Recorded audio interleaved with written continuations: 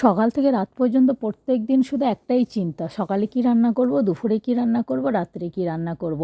তো এই ভাবতে ভাবতে আর এখন যা গরম, এই গরমে তো কোনো কিছু বানিয়ে কি খাবো না কোনো কিছু খেতে ইচ্ছাই করে না। তবুও মাঝে মাঝে একটু কিছু পোড়া টোড়া খেলে, পুড়িয়ে কিছু খেলে তবুও একটু খেতে ইচ্ছা হয়। কিন্তু প্রত্যেক দিন আর তো পুড়িয়ে পোড়া জিনিস খাওয়া যায় না, কারণ আমাদের তো মায়েদের আবার আজকে আজকে অমাবস্যা, কাল পূর্ণিমা, আজ শনিবার, মঙ্গলবার, ছেলের জন্মবার, স্বামীর জন্মবার, কিছু না কিছু লেগেই আছে। তো তার জন্য তো পোড়া খাওয়া যায় না, তাই আমি আজকে একটি অভিনব পদ্ধতি নিয়ে এসেছি। পুড়িয়ে খাবো না, কিন্তু পোড়ার মতো স্বাদ আসবে। তো আলুগুলোকে দেখুন কেটে নিলাম, নেওয়ার পরে এই যে এরকম করে পাতলা পাতলা চ্যাপটা চ্যাপটা করে টুকরো করে জলে ভিজিয়ে দিলাম। তো আমি এইভাবেই করব আজকে, অভিনব পদ্ধতিতে। আর এইভাবে করলে আমি পোড়াও খাওয়া হবে, আবার অন্য কোনো বার থাকলে, আর ছেলের জন্মবার, স্বামীর জন্মবার, অমাবস্যা, পূর্ণিমা, শনিবার, মঙ্গলবার থাকলেও কোনো ব্যাপার না, কেউ কিচ্ছু বলতে পারবে না। এটা পোড়ারও স্বাদ আসবে, আবার এদিকে খুব সুন্দর একটা খাবারটাও খাওয়া হবে। তো আলু দুটো আমার সুন্দর করে জলে ধুয়ে নিলাম। ধুয়ে নেওয়ার পরে একটু লবণ মাখিয়ে দেবো হালকা করে, আর দিয়ে দেবো গোটা কয়েক রসুন। যদি এটা নিরামিষ করে খেতে চান, আমি আজকে নিরামিষ করছি না, নিরামিষ করে খেতে চাইলে রসুনটা অ্যাভয়েড করলেই হয়ে যাবে। আর এবার দিয়ে দিলাম কড়াইয়ে অল্প একটু সর্ষের তেল। সর্ষের তেলটা দেওয়ার পরও ভালো করে কড়াইয়ের চারিদিকে লাগিয়ে দিলাম। দেওয়ার পরে এবার একটুখানি হলুদ দিয়ে দেবো, আর আলুগুলোকে অল্প একটু লবণ মাখিয়ে রেখে দিয়েছিলাম জল ঝরার জন্য। এবার সেই আলুগুলোকে এর মধ্যে দিয়ে দেব।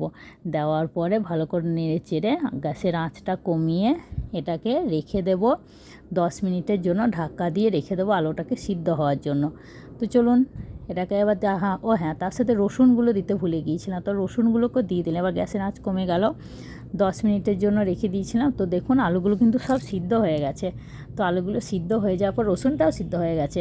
এবার এইগুলোকে তুলে নেওয়ার পরে তারপরে আলুটাকে মাখবো। তো এবার এটা গ্যাসটাকে বন্ধ করে দিলাম। দেওয়ার পরে আলুটাকে একটা যেহেতু তুলে নিলাম একটা জায়গায়, আর তার সাথে আমি একটা গোটা পেঁয়াজ কুচিয়ে রেখেছি, আর এই যে দুটো শুকনো লঙ্কা দিয়েছি। আর বেশি ঝাল খেতে চাইলে বেশি ঝালও দেওয়া যায়, বেশি ঝাল দিলে আরও স্বাদটা অন্যরকম হয়। আজকে আমি আর বেশি শুকনো লঙ্কা ঝাল দিচ্ছি না, বেশি গরমে বেশি ঝাল খেলে আবার অন্যরকম কাহিনী হয়ে যাবে। তো সেই জন্য এবার অল্প লবণ দিয়ে পেঁয়াজের সাথে লঙ্কাটাকে ভালো করে মেখে নিলাম। তো নেওয়ার পরে এবার এই যে আলুটা দেখুন সিদ্ধ হয়ে গেছে, তো এই আলুটাকে এবার হাত দিয়ে ছেনে নেব। আর আলু সেদ্ধ জলে সিদ্ধ করে যতই মশলা দিয়ে খায় না কেন, সেই স্বাদটা আসে না এইভাবে খেলে যতটা টেস্ট আসে। তো আমি তো এইভাবেই মাঝে মাঝে বানিয়ে খাই, আপনারা বানিয়ে খেয়ে দেখবেন কী যে স্বাদ, কী বলবো, অপূর্ব, মুখে লেগে থাকবে। প্রত্যেক দিন আর অন্য কিছু খেতে ইচ্ছাই করবে না। রোজ মনে হবে এরকম একটু আলু সেদ্ধ থাকলে এক থালা ভাত পুরো উঠে যাবে। তো রেডি হয়ে গেল আমার আলু সেদ্ধ। এইবার এই গরম ভাতের সাথে বা পান্তা ভাত থাকলে পান্তা ভাত দিয়ে এই গরমের দিনে কী যে শান্তি, খেয়ে কি বলবো। তো চলুন আমি খেয়ে নিই, আপনাদের আর লোভ দেখিয়ে লাভ নেই, আপনারাও বাড়িতে বানিয়ে খাবেন।